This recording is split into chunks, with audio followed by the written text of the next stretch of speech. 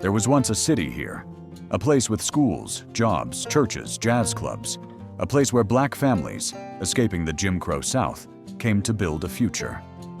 Then one day, it was gone. No storm, no war, just water, a wall of it. And the silence that followed was no accident, because this wasn't just a flood. This was erasure. To understand how a city can vanish, you first have to know why it was built. In 1942, World War II was raging. The US needed ships, fast, and Portland, Oregon became a key site for shipbuilding. But there was one problem: not enough workers, and nowhere to house them. So the government did something unthinkable. They built a city. From scratch, on a swamp, in just 110 days. They called it Vanport, a mashup of Vancouver and Portland. It was meant to be temporary, but it grew fast. Real fast. By 1944, Vanport was home to more than 40,000 people, making it Oregon's second largest city. There were libraries, movie theaters, grocery stores, but most importantly, there was opportunity. For many, Vanport was the first time they could dream of a better life. Oregon had a long history of exclusion. The state once had laws literally banning black people from living there. But the war changed that. Factories were desperate for labor, and thousands of black Americans, especially from the Deep South, moved north to take the jobs white workers turned down. Vanport became a safe haven, especially for black families escaping segregation.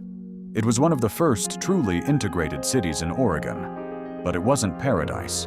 Many white Portlanders viewed Vanport with suspicion or open hostility. And the city? Built in a floodplain, surrounded by a fragile system of dikes and levees. Cheap, rushed, vulnerable. May 30th, 1948. Memorial Day. The Columbia River was rising. Unusually heavy rains had pushed the system to its limits. Still, no evacuation orders. Instead, residents received a typed message posted on doors and telephone poles. Remember, dikes are safe. You will be warned if necessary. Don't get excited. No sirens, no warning. No one was told to leave. What followed wasn't just a flood. It was a wall of water, up to 10 feet high, tearing through homes, churches, and lives. People ran. Some swam.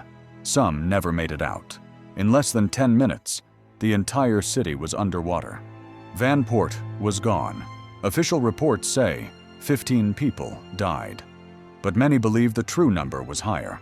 Vanport had undocumented workers, displaced people, and many whose deaths were never officially recorded.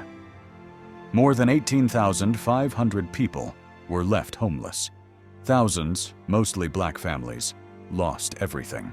And then came the silence. No one was held responsible. No investigation. No effort to rebuild the city. In fact, most of Oregon pretended it had never existed. Vanport became a historical ghost. For decades, textbooks ignored it. Portland developers built over it, turning the area into a golf course, a racetrack, an empty field. No markers, no museums, no stories told in schools. And that's not just neglect, it's a pattern. Because Vanport was more than a flood. It was a black city, a working-class city. And its destruction was easier to forget than to explain. But the people of Vanport never forgot. Survivors told their stories. Families passed down memories.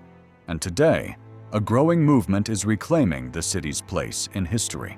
Historians, artists, and activists are preserving what the flood and the silence tried to wash away. Vanport is now remembered not just as a tragedy, but as a testament to resilience, community, and resistance. Vanport's story was nearly erased, not by accident, but by design. Because what Vanport represented, black mobility, working-class solidarity, government failure, environmental racism, was uncomfortable.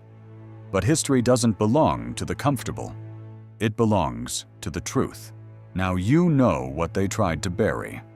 Don't let them forget. Tell someone about Vanport. Leave a comment. Have you ever heard of Vanport before this? Subscribe for more stories they never taught in school. And if you know a forgotten place near you, drop it below. We might cover it next.